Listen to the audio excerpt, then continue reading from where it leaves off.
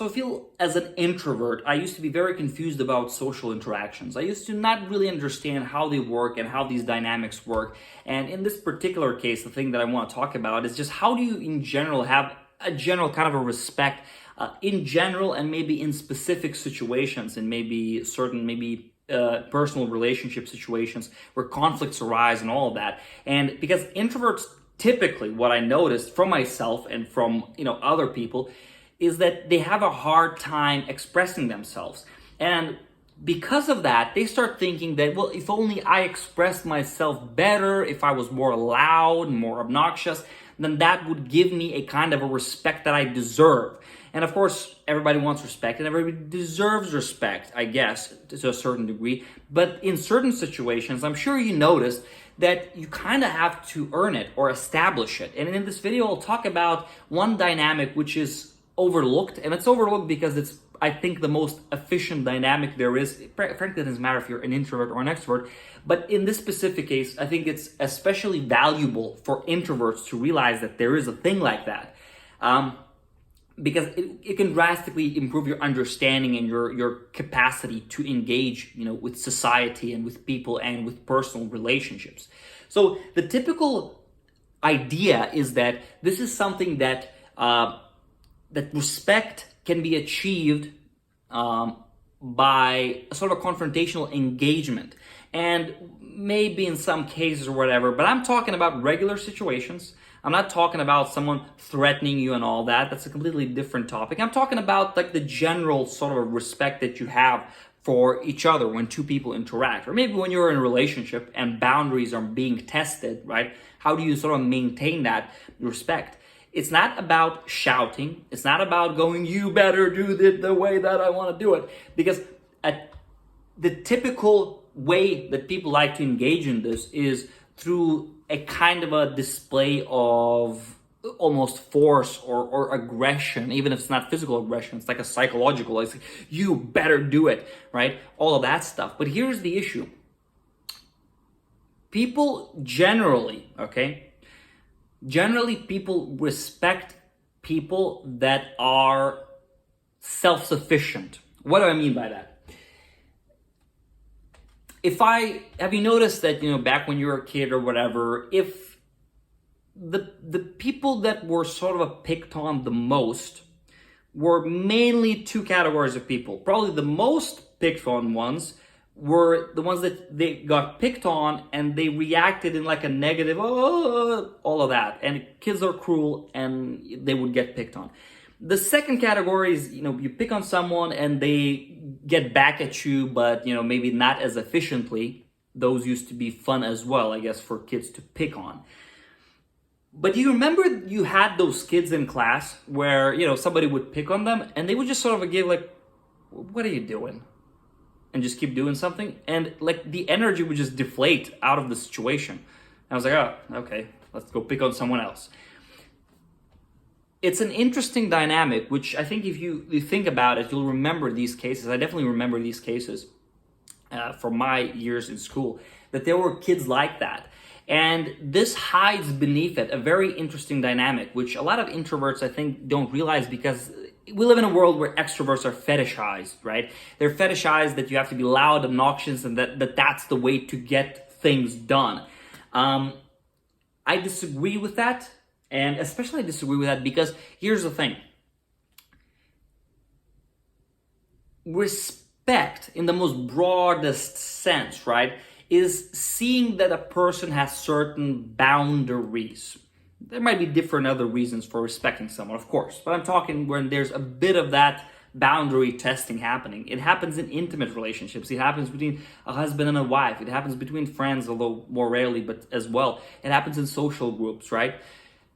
That sort of boundary testing is a very interesting phenomenon. It's very interesting because the way to win it almost always is to show that you're capable of surviving the boundary test, which doesn't necessarily mean a direct confrontation back at the person, which is very interesting. This might be necessary if it's being pushed to the extreme, but that's probably like 1 out of 10 scenarios. Most of the time, right? When you're being tested like that, it means that they're checking to see if you have a kind of a weakness or whatever. Something like that, a hook onto you. The brutal truth, though, is that being not easily hookable is the most powerful position that you can be in. There is, however, one caveat with this, is that you can't really fake this stuff. At least from my experience and looking at the world and for myself, this is something that you cannot really fake. So when like couples do ultimatums for one each other and all of that, it's like an ultimatum is just like usually some petty stuff that you do. And it's not efficient unless you are actually willing, capable, and okay with following through with the ultimatum. See, if you're going very loudly, you better not do this to me ever again, right? It shows that you're not really okay with the situation. You're not okay with even walking away from the situation probably, and you're kind of trying to force the solution on it. However, the most powerful position is to just say how it is, right? The difference between trying to enforce a solution and going, listen, this is how it's going to be. We're either going to do this or I'm just moving, or the door is right there, okay? That's the most powerful position. So when thinking about respect in your relationships, right, and getting that sort of a respect as an introvert, what you want to do is find the things inside yourself that you are insecure about, and socialization with others will definitely help you find those sooner or later. And then actually working on those and resolving those internally. Because anything else that you will try to do, especially as an introvert and you have maybe less social intelligence or something, you might overdo it, like you start shouting at your girlfriend, shouting at your boyfriend or something like that. All those things are not real solutions. The real solution is finding the thing that hooks into you and realizing that you have some kind of thing that you don't enjoy, you don't like, and it might be a valid concern. They might actually have overstepped the boundaries. So it's not that you remove the thing that, the desire to protect your boundaries. No. You remove the desire to fix the situation desperately, right? You become neutral about it. You say, you know what? I didn't like this and I cannot tolerate this. Like, as a human being, I cannot tolerate this. So this is going to have to be like this, or I'm going. That's it.